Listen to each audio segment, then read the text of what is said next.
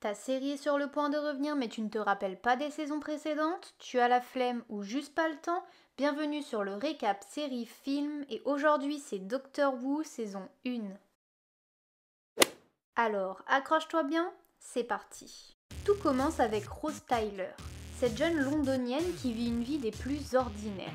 Elle dit au revoir le matin à sa mère Jackie, elle se rend à son travail au centre commercial, elle mange le midi avec son petit ami Mickey, puis retourne travailler jusqu'à tard le soir. Alors qu'elle finit sa journée, l'agent de sécurité lui demande de déposer une enveloppe dans les sous-sols. Elle s'y rend et se fait attaquer par des mannequins de plastique. Alors qu'elle se retrouve piégée dans une pièce avec ses êtres, elle est secourue par un individu. Ils parviennent tous les deux à un ascenseur où les portes se referment sur l'un des mannequins. L'homme arrache le bras du mannequin qui gênait la fermeture des portes, ainsi l'ascenseur refonctionne. L'homme déclare que ce sont des êtres de plastique contrôlés par une autre forme d'intelligence. Il dit à Rose qu'il va faire exploser le centre commercial. Il la fait alors sortir et lui demande de s'enfuir. Mais avant qu'elle ne parte, il lui révèle son nom, il s'appelle le Docteur. Docteur Who ? Juste le Docteur. Nous avons donc affaire au 9e Docteur. Pourquoi le 9e ? J'y reviendrai en fin de vidéo. Bref, Rose sort, avec elle le bras inanimé du mannequin en souvenir, et court. Elle passe d'ailleurs devant une jolie petite cabine téléphonique bleue. Bref. Alors qu'elle s'enfuit, le centre commercial explose. Elle rentre alors chez elle, abasourdie, qui était ce docteur. Elle demande à Mickey de jeter à la poubelle ce bras, ce qu'il fait, et elle part se coucher. Le lendemain matin, sans travail, Rose se lève. Alors qu'elle prend le petit déjeuner, elle entend un bruit dans sa chatière. La mère et la fille n'ont pas de chat, donc bizarre. Alors qu'elle se baisse et regarde avec précaution, elle voit le visage du docteur. Son petit engin de lumière bleue l'a mené chez Rose car il a pensé détecter des restes de plastique. Mais apparemment, il s'est trompé. Elle le fait quand même rentrer et tandis qu'elle lui prépare du thé, le docteur se fait attaquer par le bras qui est revenu tout seul chez Rose. Rose se fait attaquer à son tour avant que le docteur neutralise le bout de plastique avec son engin bleu. Il n'a donc plus rien à faire chez Rose, il décide alors de partir. Mais Rose a trop de questions en tête. Pourquoi le plastique l'attaque? Que s'est-il passé? Et surtout, qui est-il? Il répond à certaines questions sur les êtres de plastique qui sont selon lui venus ici pour éradiquer l'espèce humaine. Le docteur demande alors à Rose de l'oublier, il se dirige vers une cabine de police bleue, la même que tout à l'heure, et disparaît. Mais la pauvre jeune femme semble déterminée à savoir qui il est. Rose commence alors ses recherches. Elle va sur internet et tape plusieurs mots-clés. Elle tombe enfin sur un site web qui montre une photo du docteur. Elle contacte l'homme du site web et décide de lui rendre visite. Pour ne pas tomber sur un psychopathe, elle y va avec Mickey. Ce dernier reste dans la voiture tandis qu'elle va chez l'homme. L'homme, un père de famille, lui montre des photos datant de l'assassinat de Kennedy, du départ du Titanic et de 1883. Elles ont tous un truc en commun, le docteur y est présent. Pendant que Rose est occupée, Mickey se fait littéralement gober par une poubelle en plastique. Il est remplacé par une copie de lui en plastique. Rose sort de la maison de l'homme, monte dans la voiture avec la copie de son petit copain. Bien sûr, elle ne remarque rien et décide de partir et d'oublier toute cette histoire et le docteur. Elle est alors au restaurant avec son copain. Mickey est particulièrement insistant sur le docteur. C'est alors que le docteur réapparaît alors et montre à Rose que Mickey n'est plus. L'être de plastique les attaque alors. Le docteur parvient à prendre sa tête et les deux compagnons s'enfuient vers la cabine téléphonique qui se trouve être son vaisseau spatial nommé le TARDIS, temps à relativité dimensionnelle interspatiale en français. Rose, n'ayant pas le choix, rentre dedans et découvre que c'est plus grand dedans que dehors. Le docteur branche la tête en plastique de Mickey pour tenter de trouver la source d'alimentation, la source qui permet à tous les plastiques de s'animer.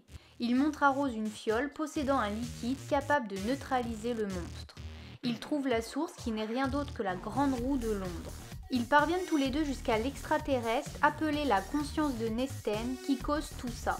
Rose retrouve le vrai Mickey et le docteur tente de négocier avec le monstre.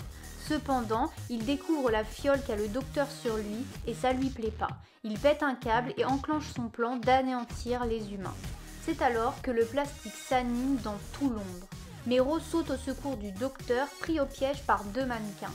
Elle permet de laisser tomber la fiole contenant le liquide sur l'extraterrestre, le tuant et stoppant l'invasion. Mickey, le docteur et Rose montent alors dans le TARDIS.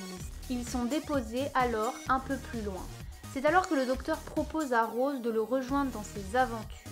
Mais elle refuse à la plus grande déception du docteur. Mais alors qu'il disparaît, il réapparaît aussitôt pour lui préciser une chose, son vaisseau ne voyage pas seulement de planète en planète comme tout vaisseau spatial, il voyage également dans le temps. Rose se précipite alors à l'intérieur. C'est à partir de ce moment que les aventures du docteur et de Rose Tyler commencent. Pour son premier voyage, le docteur donne à Rose le choix de voir le futur ou le passé. Elle choisit alors l'avenir. Il s'arrête alors 5 milliards d'années plus tard. Le docteur lui annonce qu'elle va assister à la cérémonie de mort de la Terre. Cependant, cette cérémonie où sont invités Jab, une femme arbre, le Mox de Balloon, les adhérents de la transmission du MEM, Phase de Beau, ainsi que Lady Cassandra O'Brien, la dernière survivante de la race humaine, ne va pas se dérouler comme prévu.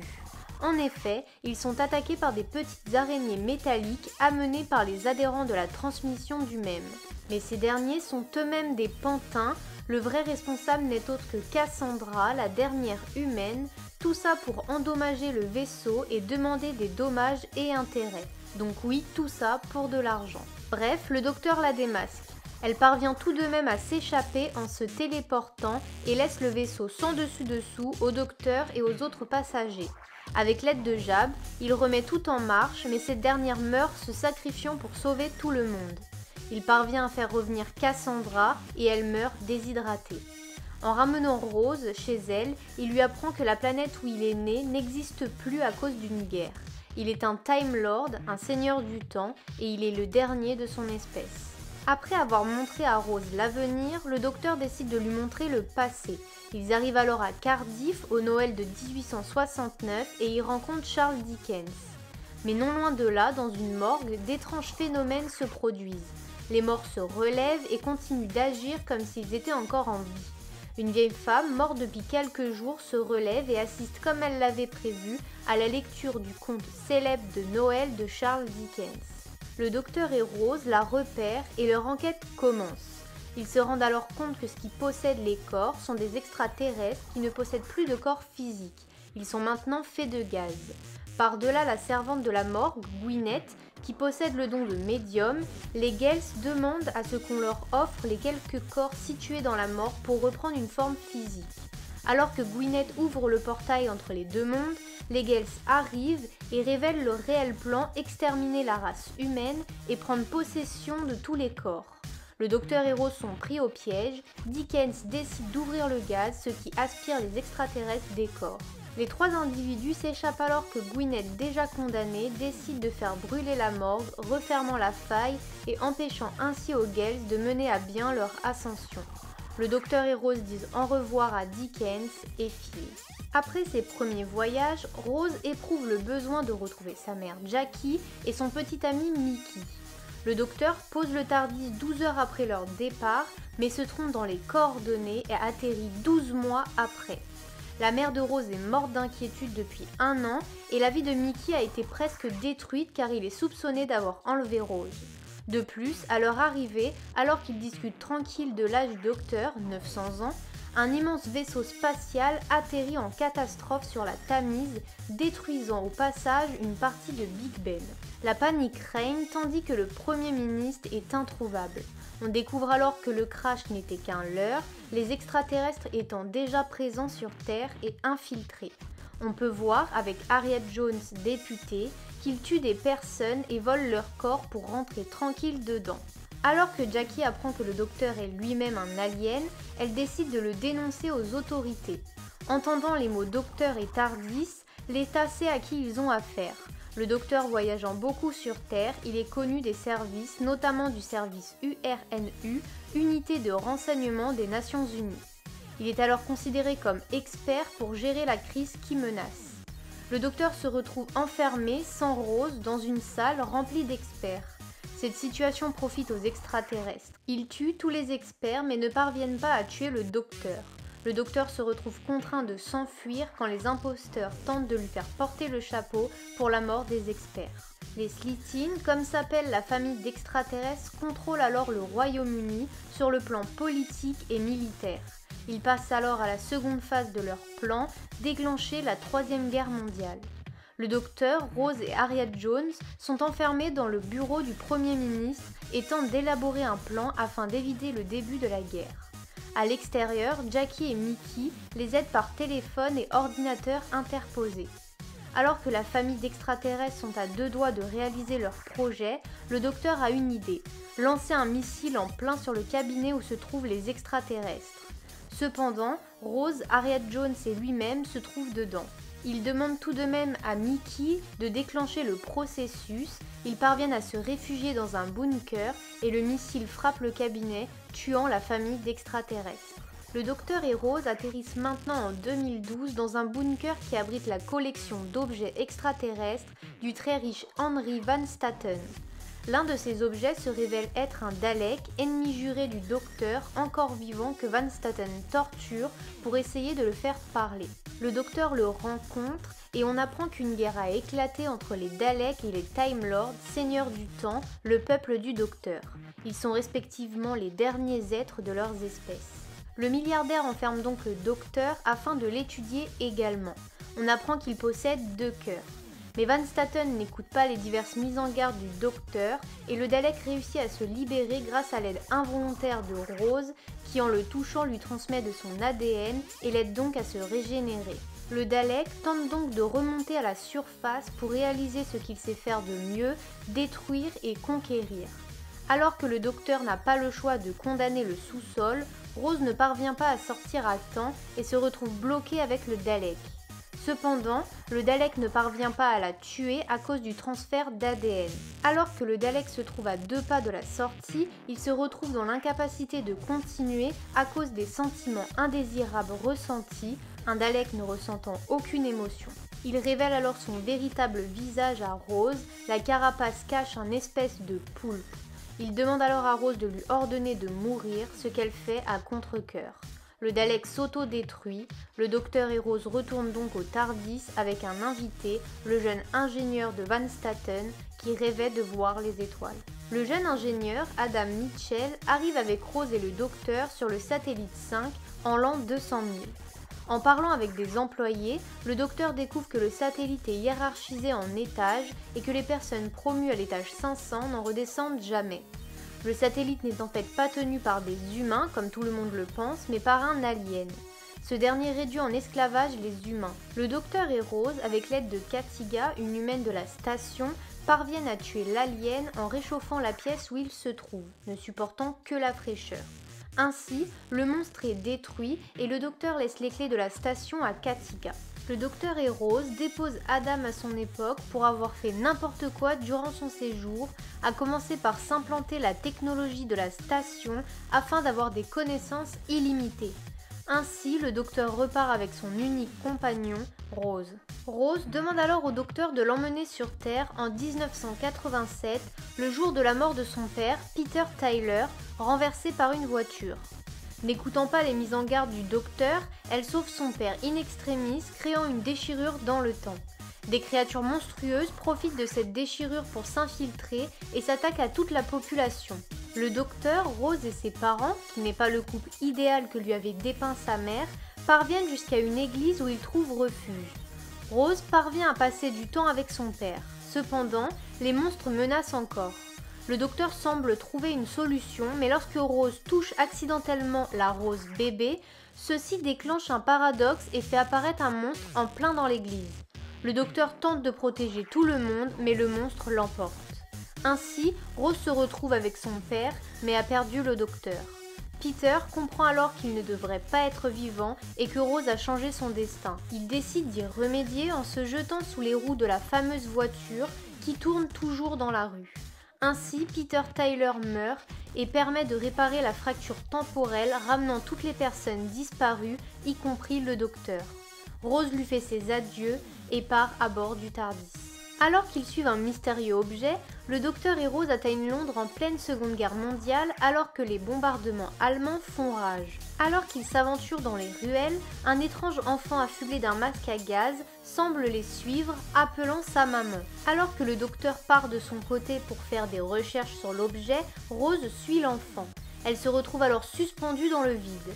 Elle est secourue par Jack Harkness, un mystérieux soldat se trouvant être un ancien agent du temps devenu escroc. Il prend Rose pour une agent du temps. Il lui propose alors un deal, mais elle lui dit qu'il lui faut l'aval de son compagnon, le docteur. De son côté, pendant que Rose prend du bon temps, le docteur fait ses recherches et constate que l'objet tombé il y a 1 mois semble avoir causé une sorte de maladie. Toute personne ayant touché le patient 0 meurt et se retrouve affublés eux aussi d'un masque à gaz, appelant également maman. Alors qu'il rejoint l'hôpital sous les conseils de Nancy, une jeune femme s'occupant des enfants sans abri, il apprend par le docteur que le patient 0 n'est autre que le petit frère de Nancy, Jamie. Le médecin succombe à la maladie, laissant le docteur seul. Il est alors rejoint par Jack et Rose. Jack comprend qu'ils ne sont pas des agents du temps et qu'il ne pourra pas conclure son deal. Mais soudain, les morts de l'hôpital se réveillent et cernent le petit groupe. Le docteur parvient à les sortir de là, puis il se téléporte dans le vaisseau de Jack. Ils parviennent alors à trouver l'objet qui se trouve être une infirmerie extraterrestre jetée sur Terre par Jack qui cherchait à attirer le docteur et Rose, persuadés qu'ils étaient des agents à arnaquer. L'infirmerie contenait des nanogènes permettant de guérir n'importe quelle blessure. Arrivés sur Terre, les nanogènes se sont accrochés au corps de Jamie. Ils ont alors fusionné avec lui, créant malgré eux une anomalie. Mais alors que tout espoir semble avoir disparu, le docteur demande à Jack de larguer une bombe pour éviter la propagation de la maladie. Nancy alors rejoint le docteur et Rose. Les malades cernent donc le groupe quand soudain le docteur comprend. Nancy n'est pas la sœur de Jamie mais sa mère. Nancy prend dans ses bras son fils et ainsi l'anomalie se répare, sauvant ainsi Jamie et tous les autres malades. Mais Jack a largué la bombe. Il décide de la retenir pour la lâcher ailleurs, mais il ne pourra pas y réchapper. Croyant qu'il vit ses dernières minutes, Jack est sauvé par le docteur et Rose. Le docteur se réveille mystérieusement téléporté dans un jeu télévisé où les évincés subissent une désintégration immédiate. Rose et Jack se retrouvent également bloqués dans un jeu. Ils sont en fait de retour sur Satellite 5, 100 ans après leur précédente visite. Le docteur et Jack parviennent à s'échapper de leurs jeux respectifs et partent à la recherche de Rose. Rose essaye de demander qui sont les chefs de ce jeu, on lui répond Bad Wolf, mot qui revient sans cesse au fil des épisodes. Alors que Jack et le docteur sont à 2 doigts de sauver Rose, elle se fait désintégrer. Le docteur monte au 500e étage pour trouver les responsables. Il tombe alors sur une régie d'humains. Au centre de la pièce se trouve une femme branchée de partout. On apprend que c'est elle qui a fait venir le docteur pour qu'il puisse sauver la Terre de ses maîtres. Jack, pendant ce temps, trouve le TARDIS situé juste à côté de la régie et comprend que le laser n'est en rien un désintégrateur, mais un téléporteur. Rose est en vie dans le vaisseau des maîtres qui se trouve être des Daleks, des milliers de Daleks. Ainsi, il ne semble pas qu'ils aient péri durant la guerre qui a tué tous les Time Lords, seigneurs du temps. Jack et le docteur récupèrent Rose grâce au TARDIS. Le docteur a une idée pour les éliminer, une technologie nommée l'onde delta. Cependant, le docteur se rend compte qu'il ne pourra pas contrôler à temps l'onde delta. Il renvoie donc Rose contre son gré sur Terre pour lui éviter la mort. Le docteur apprend que les mots Bad Wolf n'ont pas été disséminés par les Daleks. Mais par qui ou quoi, ces mots suivent encore Rose rentrée sur Terre. En voyant ces messages, Rose n'a qu'une idée, aider le docteur. Avec Mickey et Jackie, ils tentent d'ouvrir le cœur du TARDIS pour pouvoir le contacter. Alors que Jack et le docteur essayent toujours de faire fonctionner l'onde delta, Jack se fait tuer par les Daleks. Rose, elle, parvient enfin à ouvrir le cœur du TARDIS. En ouvrant ceci, Rose absorbe une partie de l'énergie du TARDIS. Elle arrive auprès du docteur qui, malgré sa haine contre les Daleks, ne peut actionner l'onde delta. On apprend que c'est Rose, elle-même, qui a envoyé les mots Bad Wolf pour s'envoyer à ce moment précis pour sauver le docteur. Elle détruit alors la flotte de Daleks, parvient à ressusciter Jack, mais alors que le pouvoir la tue, le docteur parvient à tout lui retirer par un baiser. Ainsi, il absorbe à son tour le pouvoir pour le rendre au TARDIS, la sauvant mais se condamnant lui. Ils partent alors, laissant Jack le pensant mort. C'est alors qu'on apprend la particularité des Time Lords. Pour déjouer la mort, ils changent. En effet, leur corps subit ce que l'on appelle une régénération. Leur mémoire reste intacte, mais leur corps change. Nous étions au 9e Docteur car il a existé sous d'autres formes avant avec la série classique Doctor Who. Ainsi, le 9e Docteur, Christopher Eccleston, laisse sa place au 10e Docteur, notre cher David Tennant, marquant ainsi la fin de la saison 1. Hello. Okay. Et voilà, la vidéo est terminée, j'espère que ça t'a plu et aidé. N'hésite pas à lâcher un pouce en l'air ou à nous laisser un commentaire. En tout cas, on se retrouve la semaine prochaine pour un autre récap. A plus!